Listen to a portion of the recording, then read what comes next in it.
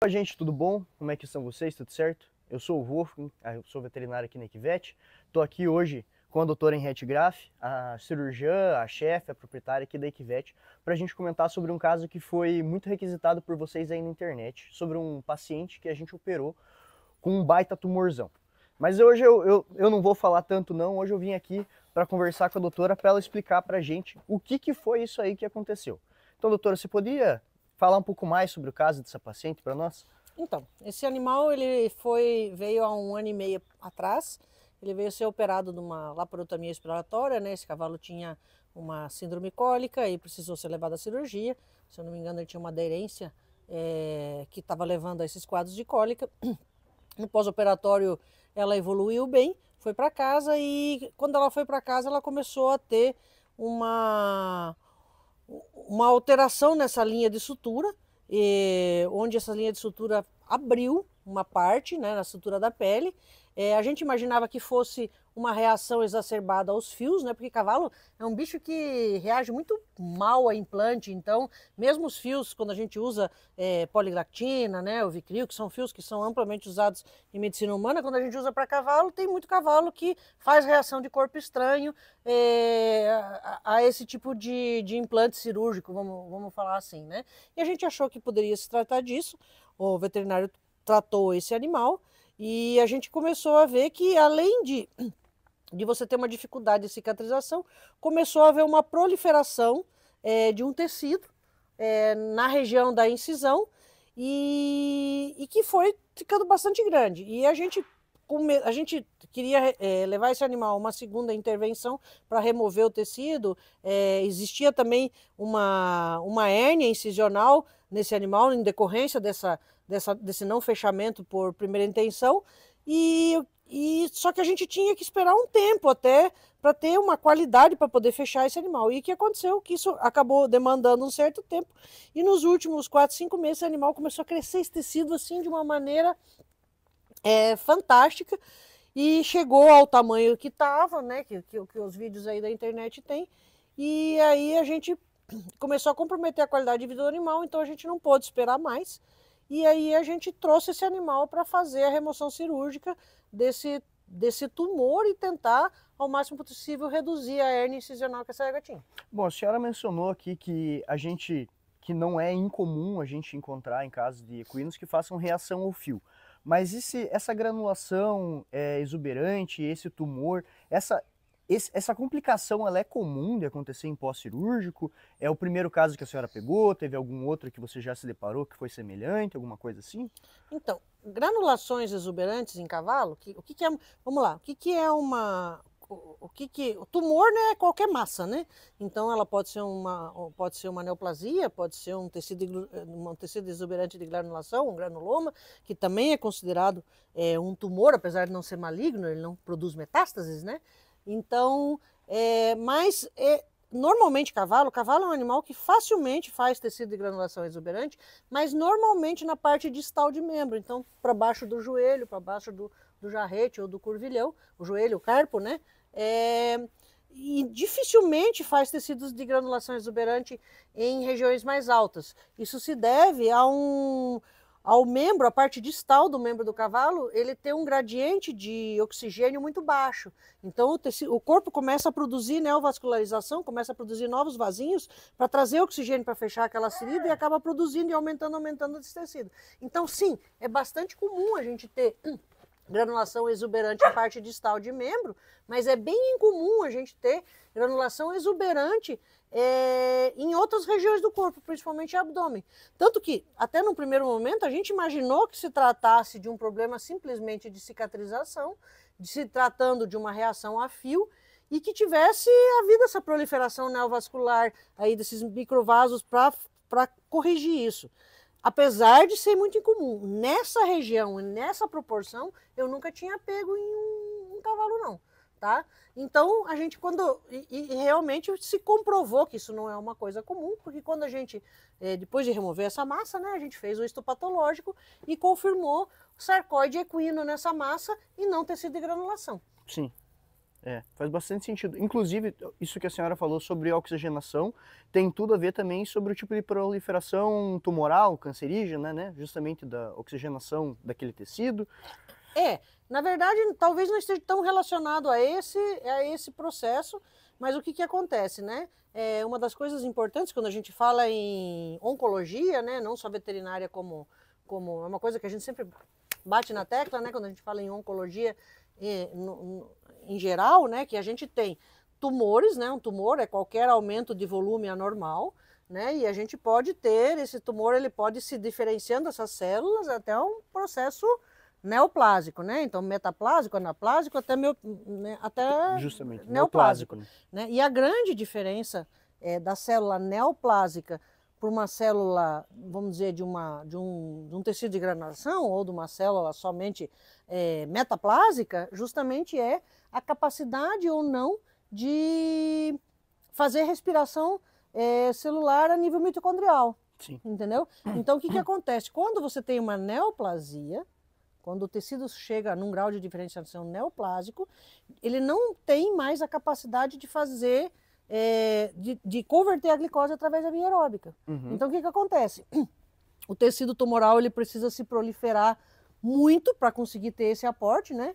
O que a gente quer dizer com isso? Então, por isso ter aqui um tumor, uma neoplasia, normalmente ela cresce numa velocidade muito grande, porque o corpo precisa fazer muitas mitoses, você tem um aumento de mitose, e uma baixa conversão de energia. Sim. Né? E a outra coisa que a gente encontra, que a gente encontrou nesse cavalo, é que normalmente o centro tumoral de uma neoplasia, ele é necrótico. Por quê? Porque não chega sangue suficiente para nutrir aquelas células e o meio delas morre. Justamente. E é o que a gente tinha nesse caso. Sim. Só que a gente realmente, como eu nunca tinha pego um caso desses de ter agora a gente sabe, né, que era uma neoplasia,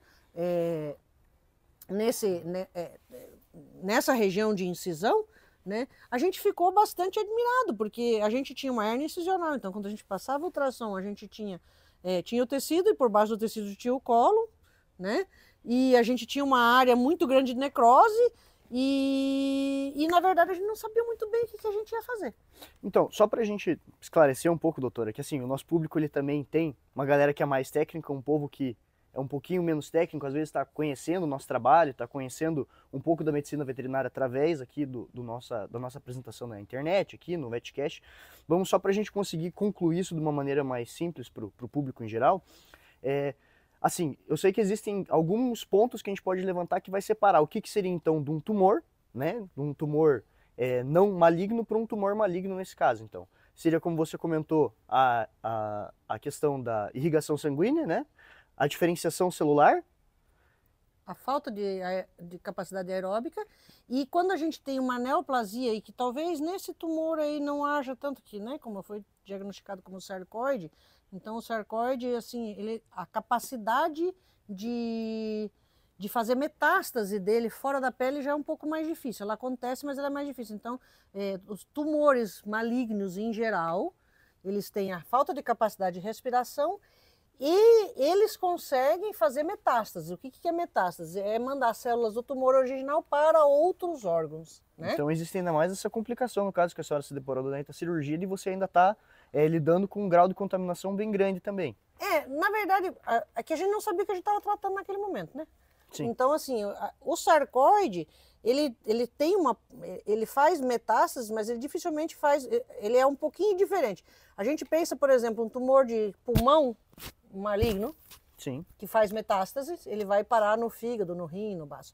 O sarcoide, via de regra, ele até vai para outros lugares, mas normalmente se atém à pele e a tecidos anexos da pele. Então, dificilmente você vai ter um sarcoide no fígado, entendeu? Justo. Mas ele faz essa migração, entendeu? Então, esse seria mais uma questão. É mais uma questão Quando a gente fala, por exemplo, então em câncer, né, que é uma literatura uma linguagem mais comum, a gente está falando de neoplasias malignas, né? Que fazem metástase. Que fazem e metástase. Que não respiram. Justamente. E tem um grande diferencial celular. Um grande diferencial celular. Muito bem. Então é isso, vocês conseguiram entender, galera? Agora deu boa, né? Mas então, já que a gente falou sobre isso, justamente do como foi o tratamento disso, assim, na sua opinião mais pessoal, assim, uma visão mais sua mesmo, qual que seria a principal diferença entre isso e uma laparotomia normal? Porque às vezes a pessoa pode ter a sensação que foi, não, a gente só cortou aquele cogumelo fora ali e fez a lapro, ou tinha pedaço da alça ali que estava ali para dentro também, o que estava contaminado, o que não estava contaminado, como que foi essa relação, assim? Primeira coisa, quando a gente abre um abdômen, isso independente de ser esse caso ou não. Quando a gente abre um abdômen a primeira vez, a gente tem um reto abdominal íntegro, uma linha alba íntegra, então a gente abre um buraquinho, tira o intestino para fora, os órgãos para fora, põe eles de volta, abre, troca, emenda, não sei o que, põe tudo de volta ao lugar e vai fazer uma sutura em cima de um tecido, vamos colocar assim uma linguagem mais tranquila, virgem, que nunca foi suturado antes. Então a chance disso colar de volta, né, de não ter uma deiscência dessa sutura, é muito maior do que um tecido que já foi mexido, que já tem fibrose. Qualquer coisa que você vai mexer numa fibrose, a chance de você conseguir fechar isso e que você faça uma ferida de primeira intenção, que é aquela que você faz a sutura dos fiozinhos e fica grudado e não abre, é muito grande. Então, a primeira coisa é que já não era um tecido novo, a gente já estava fazendo, já ia ter que intervir em cima de um tecido que já tinha sido mexido na laparotomia. A segunda coisa era o tamanho do que a gente tinha ali, né? Então a gente ia ter que ressecar uma área muito grande, isso ia fazer uma falha de pele, de músculo, de tecidos muito grande, que a gente teria que planejar como fechar isso. Terceiro lugar, esse cavalo, nessa lapra, quando a gente abriu, ele nunca tinha sido aberto na vida e que o tecido estava novo, virgem, nunca tinha sido suturado, ele já fez reação ao fio e abriu. Então, a chance de a gente, numa segunda vez, quando esse tecido já não tinha nem mais a mesma capacidade de se regenerar que a primeira vez, de que isso tudo abrisse, a chance era maior. E em terceiro lugar, quando a gente fez o exame, isso foi depois que o animal chegou aqui, o que a gente ficou mais preocupado é que a gente notava que além de todo aquele tecido, existia uma hérnia incisional.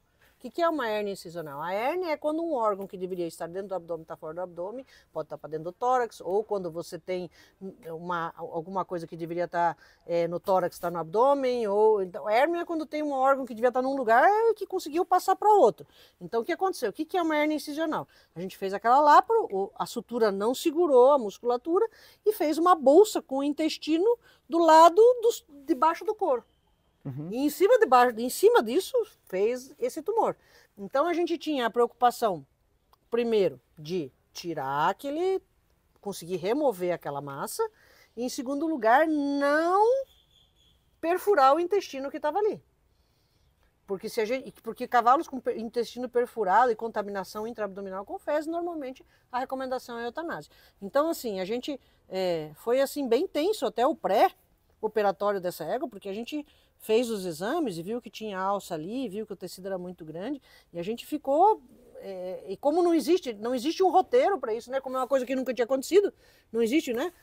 Normalmente as cirurgias não tem descrito, bem na literatura. Então, assim, a maioria das cirurgias você vai lá, nunca fiz uma cirurgia de olho, eu aprendi a fazer uma cirurgia de olho, mas ela tem lá um lugar que está escrito que você primeiro faz assim, depois você faz assim, depois você faz assim, depois você fez isso, aí você começa a fechar. Uma cirurgia de abdômen, você vai lá, você faz uma incisão na pele, depois você vai encontrar isso, você tem que tomar cuidado com a veia tal, com a artéria tal, com o nervo tal, que você tem que cuidar com o intestino. E nesse caso, não, a gente tinha uma bagunça daquilo lá, e a gente não sabia, apesar de a gente ter ultrassom e olhar, a gente não sabia exatamente o que a gente estava operando. Sim. E a chance de acertar um vaso, alguma coisa importante que estava deslocada onde não deveria estar, também era muito grande. Exatamente. E uma das coisas que a gente conseguiu ver no ultrassom, que justamente uma das artérias importantes do abdômen do cavalo, que é a torácica externa, passava no meio da massa. Uau. Eu lembro que a gente fez bastante suporte de... bastante sangue também, né? A gente foi coletando sangue dos cavalos aqui para poder fazer essa transfusão, para poder dar um suporte, justamente pelos riscos, né? Mas então é um quadro que, assim, ele não é nem de perto simples e, como você falou, não é bem descrito, assim. Para você, assim, pessoalmente, assim, teve algum momento que você parou e falou assim, não, isso aqui não vai dar para fazer? Qual que foi inteira. A cirurgia inteira? A cirurgia inteira. Quando a gente deitou aquele cavalo, porque uma das coisas é ver uma bola pendurada para baixo num cavalo em pé. Na hora que a gente deitou o cavalo e colocou ele na mesa cirúrgica de barriga para cima, eu estava realmente procurando um outro cirurgião. Eu queria que alguém fizesse aquilo ali. E assim, a gente começou a fazer, né, a gente planejou, apesar de não ter descrito, a gente planejou o que a gente ia fazer, mas realmente a gente teve algumas intercorrências. Então, como a gente não sabia o tecido, então a gente, voltamos a falar, quando a gente fala de tumor, né, quando a gente fala de neoplasia, então uma das coisas que a gente pode ver que tanto uma tecido de granulação exuberante quanto uma neoplasia vai ter um aporte sanguíneo, independente de grandes vasos, mas ela vai ter uma neovascularização e, teoricamente, enquanto você for cortando o tecido, ele vai sangrar muito, né? E eu acho que uma das coisas que foi, para mim, o mais tenso durante essa cirurgia, e a gente não podia simplesmente puxar aquele tecido e cortar reto embaixo, por baixo desse tecido de granulação, porque tinha o intestino ali. A vontade que dá a venda é isso. Né? Você puxa assim, passa a faca e beleza. Mas você não podia fazer isso porque a gente não podia pegar o intestino. Então a gente foi removendo essa massa, guiado por ultrassom, inclusive. Mas o que acontece? Nessa primeira retirada da parte maior da massa, né, como a gente estava com cuidado de não entrar na cavidade, não pegar intestino e tal, a gente acabou, a gente teve que cortar esse tumor, vamos dizer, pelo meio. E aí o sangramento foi muito importante, até a gente conseguir remover o tecido tumoral inteiro, né, cuidando das estruturas que a gente não podia pegar, né, que com essa neovascularização a gente realmente teve uma hemorragia num tecido muito grande, então não era uma coisa que dava para pôr um garrote. O tecido era um tecido tão duro que normalmente a gente faz o pinçamento dos vasos. Então tinha vasos que jorravam sangue, mas o tecido era tão duro que as pinças não pegavam. Então, por mais que a gente usou eletrobisturi, a quantidade de vasos e o sangramento foi um desafio durante a cirurgia. Tanto que por isso que no meio da cirurgia, inclusive foi uma anestesia bastante instável, né? O anestesista deve ter me xingado e sofreu bastante, né? A doutora Heloísa deve ter sofrido bastante na anestesia, porque a gente teve uma perda volêmica importante, né? Tanto que a gente estava repondo com fluido e tudo, mas no meio da cirurgia, decorrente dessa perda de sangue, a gente teve que fazer transfusões transcirúrgicas para conseguir repor esse sangue, até a gente conseguir chegar num tecido que não fosse mais tumoral e que não sangrasse tanto. Sim. E para fechar isso aí também, depois deve ter sido um caco, né? Porque você tinha daí um espaço enorme para você conseguir fazer a tração dessa pele depois também, não é uma coisa tão simples, né? Então uma das coisas assim, que a gente tinha, toda essa parede estava muito espessa. Então a gente teve que remover o tumor praticamente na sua totalidade, porque essa é uma outra característica do tumor. O tumor não aceita sutura. Você passa a agulha e ele é um tecido friável. Então quando você passa a agulha ele corta, né? Então, o que a gente teve que fazer? A gente teve que... E ele é grosso, então ele não dobra. Então, o que a gente teve que fazer? A gente teve que debridar todo o tumor, até deixar isso mais fininho e bonitinho possível, só tendo as estruturas, expor bem a musculatura, porque tinha uma hérnia incisional, né?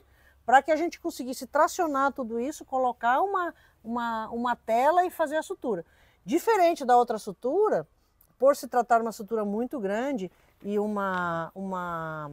e se tratar de um processo que já tinha dado, teoricamente, uma reação de fio, a gente optou por não usar um fio absorvível, porque a gente sabia que a capacidade de absorção de um fio dessa égua não é legal. E eu também precisava de um fio mais tempo, então a gente acabou utilizando um fio inabsorvível, né, que é o nylon, que ele é um fio inócuo, apesar dele não sair lá, a égua vai ficar com as pontas de fio lado que foi suturado, a parte mais interna, não tem como a gente tirar, mas a gente, por uma questão de segurança e por uma questão de segurança de tempo de sutura e de segurança para não ter reação, por incrível que pareça, o nylon reage menos do que outros fios, só que ele vai ficar pro resto da vida ali dentro.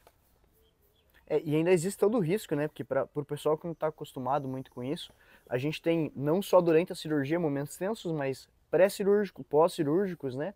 Então, uma das coisas que a gente se degladiou de cara já com esse caso foi justamente durante a levantada, né? E sobre os primeiros cuidados ambulatoriais que a gente teria que ter para que isso ainda não tracionasse forte demais e isso voltasse a acontecer, voltasse a herniar ou tivesse uma dificuldade de cicatrização, né? Então, a gente estava mexendo num tecido que tinha fibrose, né? O que faz a fibrose colar de volta, vamos dizer assim, uma das coisas que a gente precisa é reduzir o que se chama espaço morto.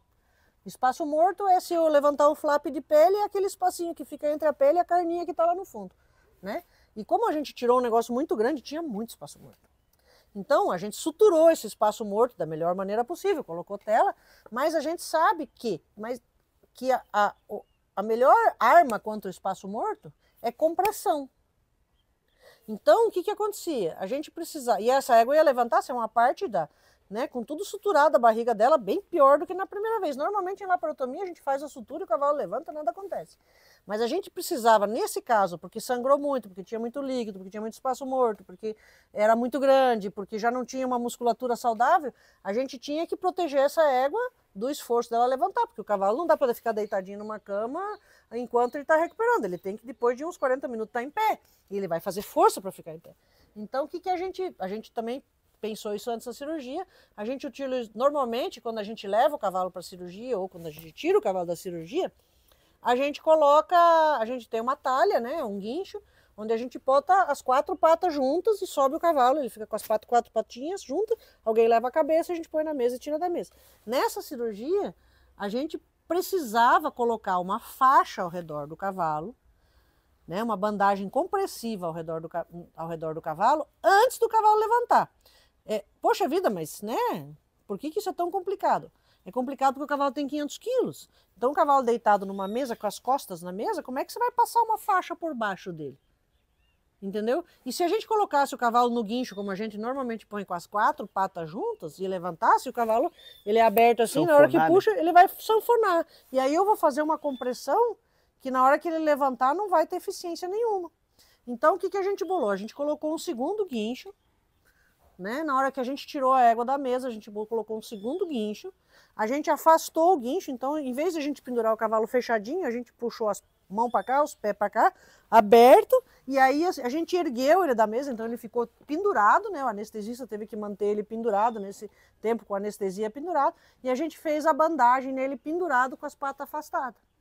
E aí a gente deitou ele na sala de recuperação, e aí a gente tinha pelo menos um pouco mais de garantia com essa bandagem.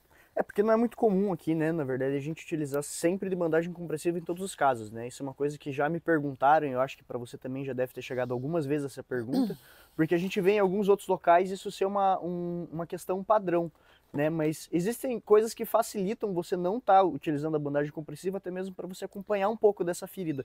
Tem algum outro motivo que a senhora poderia falar para a gente, o porquê aqui geralmente a gente não usa sempre essa bandagem compressiva em todos os pacientes de láparo, por exemplo? Então, existem alguns pontos, né?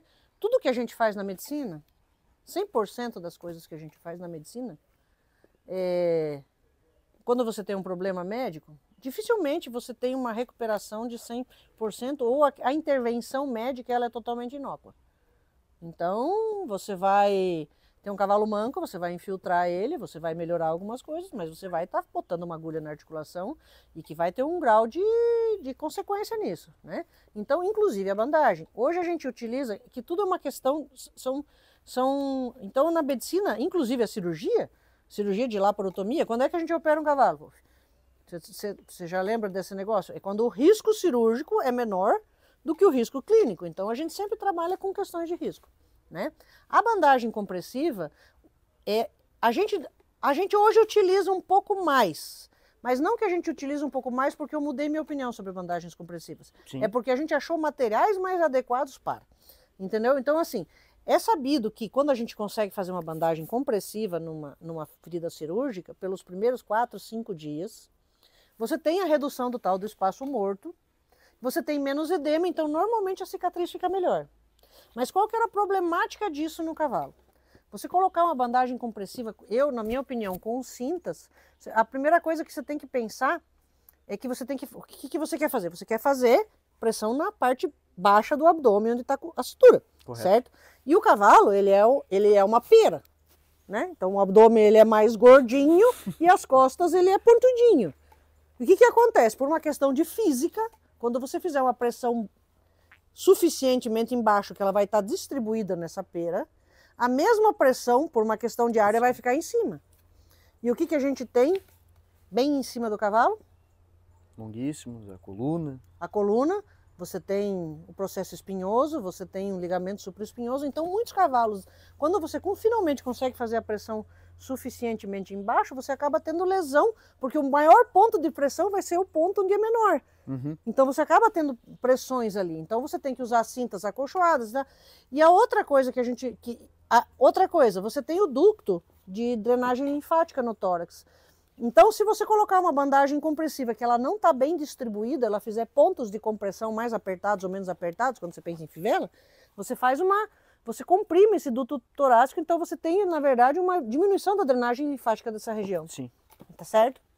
Então, são por isso que a gente não usava muito bandagens compressivas aqui. A gente usava quando tinha risco, relaparotomias e tal. E a outra coisa, então por que vocês não põem uma faixa?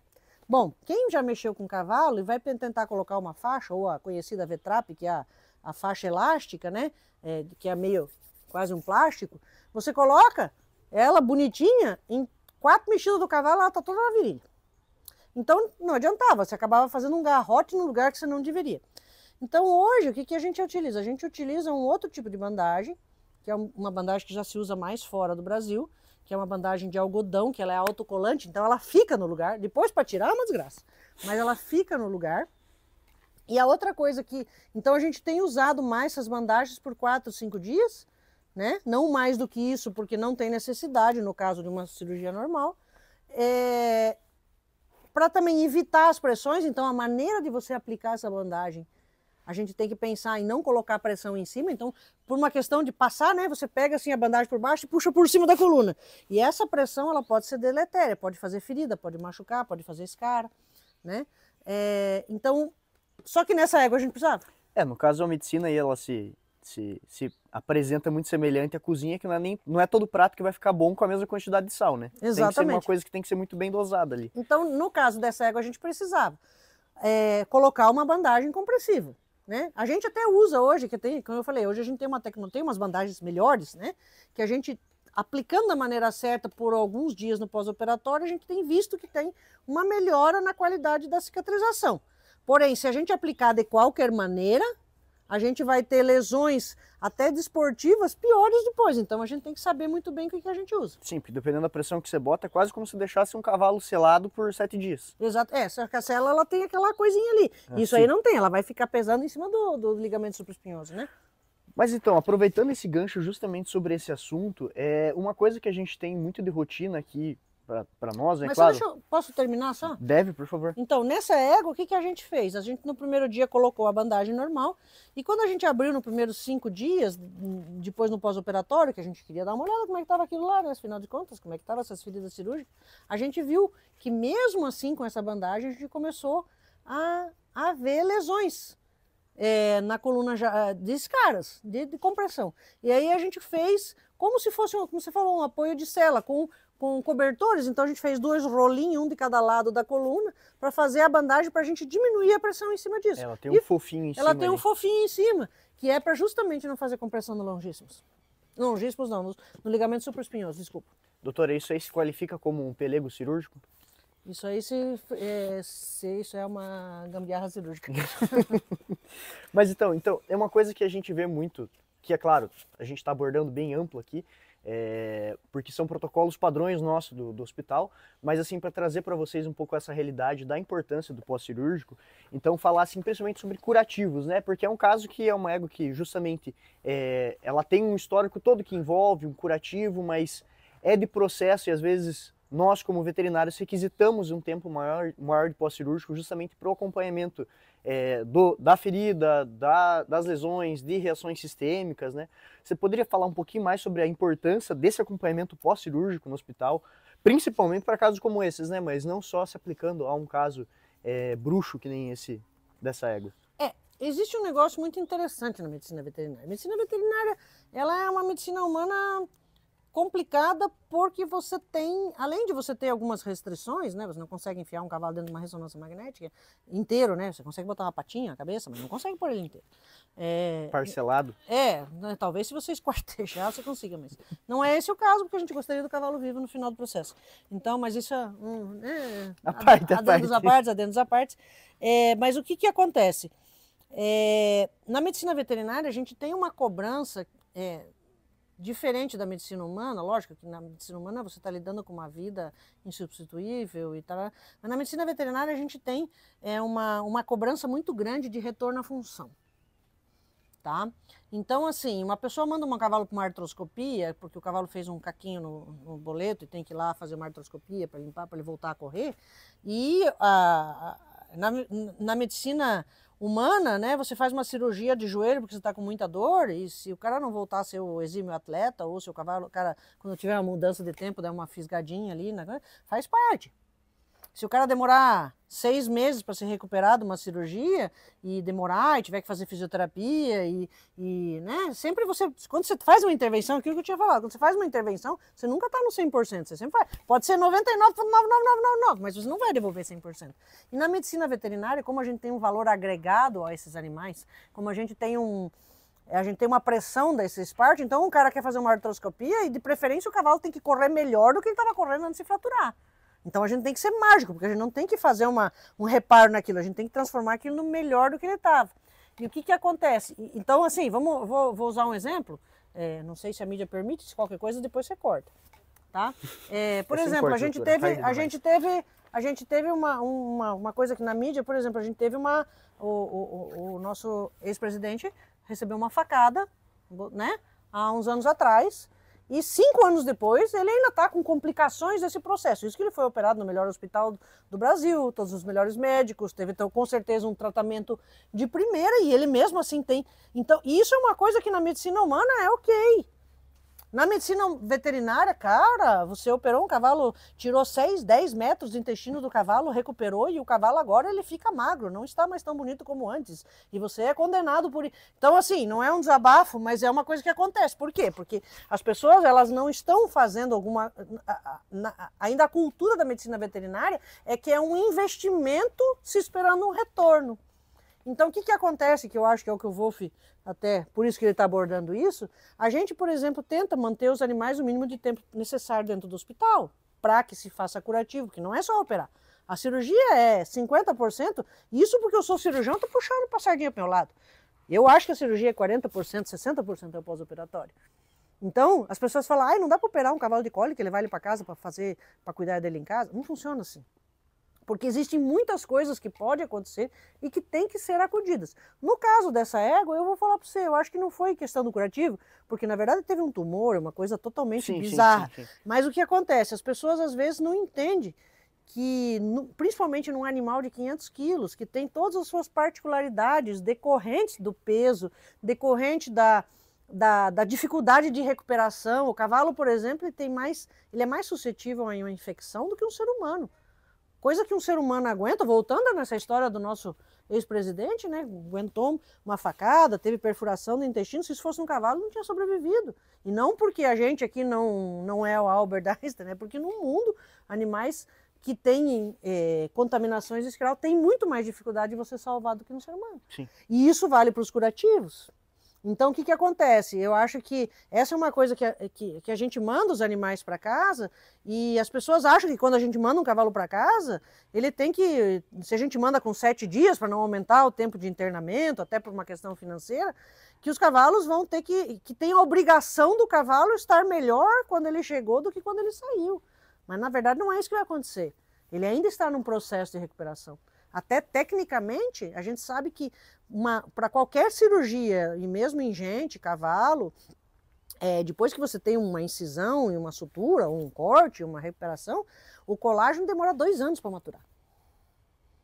O colágeno só está maduro com 2 anos. Tanto que mulheres que fazem cesariana ficam vermelhinha ali durante um tempo, depois que isso é maturação do colágeno. Então, o cavalo também acontece isso. Então, o que acontece? Os curativos, eles têm que ser rigorosos. A gente manda para casa, o curativo é feito um dia, pula 2, daí lembra de fazer, daí faz. Lógico que a gente vai ter uma alteração no processo e na qualidade do que a gente vai ter. Sim. Outra coisa, por exemplo, um cavalo que fica uma semana internado aqui, num pós-operatório de láparo, principalmente quando é complicado, né? Porque cavalos, eles são chatos, então o cavalo é um bicho tão esquisito que uma das coisas que mata cavalo em pós-operatório de láparo é diarreia. Por quê? Porque a área intestinal dele é muito grande. Então, se der diarreia naquela área intestinal, é como um grande queimado. Uhum. Então, aí que acontece? O animal vai para laparotomia, lá para uma torção. Daí você desfira a torção, fecha, mas você tem que dar antibiótico, senão a infecção mata ele. Aí, quando você dá antibiótico, aí Você cria uma desbiose, ele faz uma desbiose, daí faz uma diarreia. Daí você tem que tratar a diarreia. Aí quando você está tratando a diarreia, o cavalo não fica quietinho, parado do jeito que você quer. Aí você precisa fazer soro 24 horas. Mas daí o cavalo, como ele não concorda 100% com o que você faz, o cavalo na hora que, de repente, em 10 minutos que você foi no banheiro e não está olhando para a cara do cidadão, ele conseguiu esfregar o pescoço na parede, arrancou o acesso, fez uma flebite. Então, e são tudo coisas que fazem parte, né? Uma pessoa que vai muito grave para um hospital, isso que é engraçado na veterinária, pessoas que vão muito grave para um hospital, ficam lá na UTI, voltam tudo picado, né? Com os braços tudo fodido de acesso, não sei o que, a pessoa vai para casa, aquilo é normal. Manda um cavalo para casa com uma infecção na veia. Ou uma inflamação na veia, porque ele teve que tomar soro 24 horas durante 10 dias. Isso que ele não entende, que ele tem que ficar parado. Isso, né? Que ele não entende. A pessoa pode deitar e ficar ali esperando o sorinho mesmo acabar. Uma criancinha, você ainda tem um controle. Um cavalo de 500 quilos, ele vai tentar... Cara, eles fazem coisas absurdas, Sei né? bem. Então, assim, então eu acho que é um pouco da cultura da veterinária, que como a pessoa não está recuperando um ente que... Quer dizer, tem gente que os cavalos são como entes queridos, mas na cultura do veterinário é um investimento. Então, quando você investe em uma coisa, ela tem que ficar tão boa ou melhor do que você entregou. E na medicina isso não vai acontecer, porque nós já estamos fazendo remendo. Mas acho que a principal diferença seria também, se a gente botar panorama assim, você não tira teu carro do mecânico antes dele terminar o processo, né? Você leva lá no mecânico, ele começa a arrumar o motor e você fala, não precisa arrumar o resto, já tá bom assim. Tem isso também. Lógico que a gente tem a obrigação de explicar. Ó, você tem que, cara, não adiantou botar o motor, você tem que pelo menos parafusar ele no chassi, entendeu? É uma coisa que essa é a nossa obrigação, tanto que aqui no hospital, quando a gente acha que o animal não tem condição de alta e a pessoa insiste, porque aí volta o cavalo ser um bem, a pessoa tem o direito de tirar o cavalo do hospital quando ela quiser, porque é um bem. Aí você tem que dar, inclusive na medicina humana, você pode tirar uma pessoa quando você quiser também, a pessoa pode querer ir embora e tal, mas você tem todos os procedimentos de alta antecipada, onde a pessoa tem que estar bem ciente que a responsabilidade dela passa a ser essa. Né? E a gente está lidando com uma vida, né? Nunca vou esquecer de uma história, eu não vou contar o começo da história, mas um cavalo que a gente fez um procedimento muito legal, deu tudo certo, aí esse cavalo foi pro Aras, e foi um negócio muito massa mesmo, inédito, bacana, não sei o quê. O cavalo foi pro Aras, sem nenhum problema. 3 meses depois ele pegou e se enfiou numa cerca e cortou um tendão, daí tratou, também ficou muito bom. E mais 6 meses depois encontraram o cavalo morto porque ele deu de cara num palanque. Quer dizer, coisas vivas e o cavalo tem vontade, né? Eu monto cavalo. Assim, eu tento, né? Eu sou péssima competidora, não sou competitiva. Não é tanto assim, tá? Mas eu gosto de montar cavalo. E uma das coisas, a gente brinca sempre quando a gente fala de montar cavalo e tal, eu falo sempre que é mais fácil você pilotar um avião do que aprender a montar, né? Não tem nada a ver com a equitação em si. Mas aí me falaram uma coisa, e outra coisa, né? Se você tiver um avião, ele vai ter os botões lá para você apertar. Um cavalo, se você apertar um botão e ele não quiser, ele não vai fazer. Entendeu? Então, se você tiver um cavalo que não tem manejo, você precisar fazer um acesso, um curativo, ele pode se tacar na parede, fazer um traumatismo craniano, ele pode matar o estagiário, ele pode... A doma hospitalar é uma realidade. A doma hospitalar é uma realidade, né? Então, e a gente precisa sujeitar aquele paciente àquilo, contra a vontade dele muitas vezes, porque um curativo dói, um acesso dói, uma sondagem nasogástrica dói, e o instinto dele, e está no direito dele, o instinto dele é se livrar daquilo, e a gente, logicamente, com todas as ferramentas que a gente tem, sedação, anestesia, a gente tem que controlar isso tudo, mas mesmo assim tem coisas que fogem da nossa... Alçada, né? Não da nossa alçada, mas fogem do nosso controle, entendeu? Sim. E por isso que talvez, até voltando a montar a cavalo, seja mais fácil pilotar um avião, porque o avião não tem vontade própria. Sim. E o cavalo tem vontade própria, e é uma vontade própria de 500 quilos. Sim. Não é uma vontade própria de um... Certo que quem mexe com pincher sabe que vontade própria de um pincher de 1 quilo é bem triste também. Também é bem difícil de mexer. Mas ainda é uma vontade de 1 quilo, entendeu? E não uma vontade de 500 quilos. Sim. Né? Que é uma presa. Ele é uma presa, entendeu? Então ele vai... Tudo que você fizer que for causar desconforto, não digo nem dor, desconforto, ele vai agir como uma presa. Ele vai fugir ou te agredir. Reação adrenérgica, né? Luta ou fuga. Luta ou fuga. Também não dá pra tirar deles 100% esse direito, né? A gente tem Não, que tentar né? ser sempre mais Eles têm inteligente 100% que eles, né? esse direito, só que a gente, teoricamente, nós somos os seres pensantes, né? Mas aí o que acontece? Então, quando a gente manda voltando à história de mandar um animal de alta, né? A gente manda alta, mas a gente normalmente não manda no final do processo, porque se fosse mandar no final do processo, mandava 2 anos depois, quando o colágeno tá zero. Faz sentido também. Entendeu? Então, é uma das dificuldades explicar para o proprietário que pode ter uma inflamação na veia, que o cavalo pode ter um ralado nas costas, que ele pode... Outra coisa que as pessoas... outra coisa que é muito interessante na veterinária. As pessoas, elas mandam o paciente aqui para o hospital, né? Então, teoricamente, a gente manda para o hospital por alguma doença, né? Lógico, tem cirurgias eletivas, uma artroscopia, o cavalo fica 1, 2 dias, vai embora, beleza, tal, tem algumas coisas assim. Mas nos procedimentos mais graves, né? E a pessoa fica puta com a gente, que depois de 15 dias o cavalo emagreceu. Cara, ele não foi para um centro de beleza. Não foi pro spa, né? A gente tá tentando, e a gente tenta. E cavalos doentes que nem gente para de comer. Tem vezes que a gente faz buffet na baia. Alfafa, feno, ração capim, 1, ração 2. Ração 1, ração 2, capinzinho disso, capinzinho daquilo, bolacha, benefite, tudo que possível e o cavalo não quer comer. Né? Então, essas coisas são às vezes as coisas que dificultam. A gente, nossa, mandei meu cavalo lá no hospital e ele voltou mais magro do que ele foi. Claro, ele estava doente. Né? Ele passou por um processo sério, entendeu? Sim. Eu acho que assim, dá pra A gente tenta, porque o balanço energético negativo, ele é ruim para cicatrização. Então a gente entra com suplemento, entra com óleos, entra com proteína, tenta fazer esse cavalo comer, melhorar, mas nem sempre funciona. Sim. A gente vê que existe, mas isso não só acho que na clínica de grandes, mas de pequenos também, a gente lida com essa relação principalmente de reincidivas hospitalares devido a maus cuidados pós-cirúrgicos, né? Então assim, às vezes muito mais frequentes em cães, né, do que em equinos, né? Até mesmo, justamente como a senhora mencionou, pelo valor, às vezes, financeiro, ou até mesmo de tipo de cuidado, né, de tipo de manejo, assim, às vezes acaba sendo mais comum em cachorros, né? Mas assim, confie no seu veterinário. Se ele falar que ele precisa ficar uns 7 dias fazendo curativo, não é brincadeira, gente. Tem que cuidar do curativo mesmo. Na verdade, o que acontece com o cavalo é assim, é que normalmente, via de regra, em 90% dos casos, uma pessoa que cuida de um cavalo não é 100% leiga. Sim. Entendeu? Sim. Então, e pessoas, tem cachorros que são totalmente leigas, né? Tem gente que tem mais experiência, mas tem gente que faz um escândalo como a gente mede a temperatura de um cachorro. A temperatura retal é um absurdo para a pessoa. Tem clientes também que fazem curativos melhores que os nossos, né? Tem clientes, a gente tem alguns clientes que fazem curativos melhores que nós. Mas, via de regra, quando a gente manda o cavalo para um aras, no aras tem um cara que trata cavalo, que entende de cavalo, que tem ainda uma noção melhor para fazer uma medicação, ainda normalmente é uma pessoa que sabe fazer um acesso venoso, ou que sabe fazer uma injeção intramuscular, um curativo, do que quando a gente mexe com cachorro. Sim. Então, assim, cavalo, o problema do cavalo eu não vejo como que eles deixam de fazer no aras, tá? Eu acho que o problema do cavalo é justamente essa visão que quando a gente dá alta, que na cabeça das pessoas o cavalo tem que estar melhor do que quando ele entrou no hospital, ele tem que estar melhor do que quando ele não tinha o problema, entendeu? E nem sempre isso é tão rápido, né? Sim, às vezes demora bastante tempo.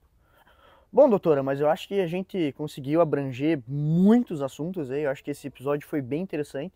Fala aí pra gente depois se você gostou, se você não gostou, o que você quer ouvir, qual que é o próximo assunto que você quer ouvir falar sobre. Até a Kari apareceu aqui no finzinho. Mas então, muito obrigado, doutora, por todas as explicações aí. Podem entrar em contato com a gente? Tem dúvidas, perguntas, como eu falei, passem esse vídeo para frente, é sempre bacana. Lembrando que esse é um projeto realizado pela agência Prosa, né, de marketing e do Equivet Hospital. Tá? A gente está tentando trazer para vocês um pouco da nossa realidade de uma maneira bem diluída e mais próxima da realidade, né, doutora? Acho que... Bem próxima da realidade, né, Kari? Né? Então é isso, gente. Muito obrigado pela atenção de vocês. Compartilhem, mandem pra gente quais são os próximos assuntos que vocês querem ver. E muito obrigado pela atenção. Um beijo, um abraço e até mais. Abração, gente.